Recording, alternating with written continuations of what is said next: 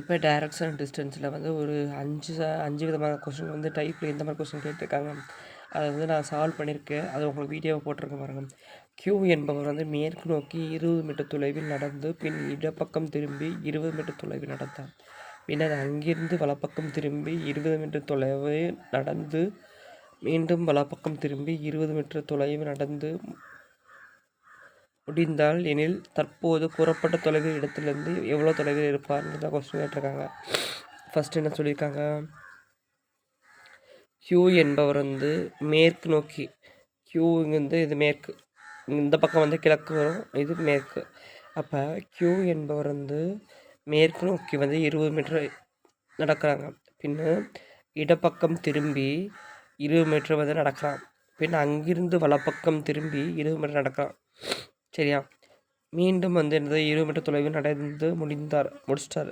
சரியா, அப்போ இங்கேருந்து இங்கே எவ்வளோ டிஸ்டன்ஸ் தான் கேட்குறாங்க. அப்போ எவ்வளோ ஆச்சு, 40 + 40 20 + 20 எவ்வளோ, 40 ஆகுமா? அப்போ இதுக்கு ஸ்கொயர் ரூட் எடுத்தால் எவ்வளோ, 4. சரியா, ஒரு மனிதன் வந்து கிழக்கு நோக்கி 5 கிலோமீட்டர் தூரம் சென்று பின் வலப்பக்கம் திரும்பி வந்து 4 கிலோமீட்டர் தூரம் சென்றான். மீண்டும் இடப்பக்கம் திரும்பி 5 கிலோமீட்டர் தூரம் நடந்தால் தற்போது எந்த திசையை நோக்கி இருப்பான்? ஃபஸ்ட்டு சொல்லியிருக்காங்க, ஒரு மனிதன் வந்து 5 கிலோமீட்டர் நடக்கிறான், பின் வலப்பக்கம் திரும்பி 4 கிலோமீட்டர் நடக்கிறான், அப்புறம் மறுபடியும் வந்து இடப்பக்கம் திரும்பி 5 நடக்கிறான். பார்க்கும் திசை என்னன்னு கேட்குறாங்க. அப்போ கிழக்கு தானே, கிழக்கு. அப்போ 3ஆம் சமம், A மற்றும் B ஆகிய இருவரும் தங்கள் அலுவலகம் ஒன்றாக புறப்பட்டு எதிர் திசை 10 கிலோமீட்டர் தூரம் சென்று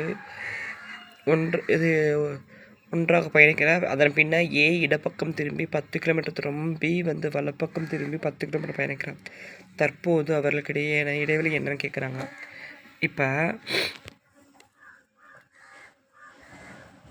என்ன கொஸ்டின் கேட்டிருக்காங்க,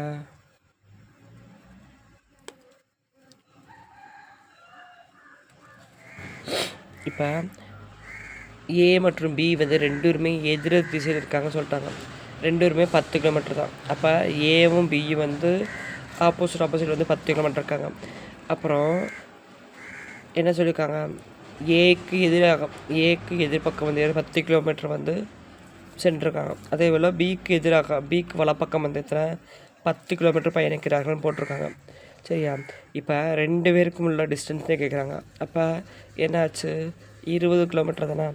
அப்புறம் அடுத்த டைப்பு, எக்ஸ் என்பவர் கிழக்கு நோக்கி 3 கிலோமீட்டர் தூரம் பயணித்து பின் அங்கிருந்து தெற்கு நோக்கி 4 கிலோமீட்டர் தூரம் பயணம் செய்தார்.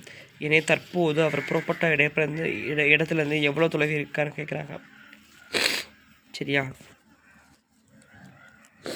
இது எக்ஸ் எடுத்துக்கிறோம். இப்போ இவருக்கு வந்து கிழக்கு நோக்கி நம்ம 3 கிலோமீட்டர் செய்கிறாங்க. 3 கிலோமீட்டர் போகிறாரு. பின் அங்கிருந்து தெற்கு நோக்கி 4 கிலோமீட்டர் என்ன பயணம் செய்கிறாரு. சரியா, இப்போ இதுக்கு என்ன எவ்வளோ தொலைவு தான் கேட்குறாங்க. சரியா, அதுக்கு formula Pythagoras தேற்றம்ல AC² = AB² + BC². சரியா, டேரெக்டாக வந்து AB டேரெக்டாக 3² + 4² டேரெக்டாக சப்ஸ்டிட் பண்ணால் 5 ஆன்சர் வரும்.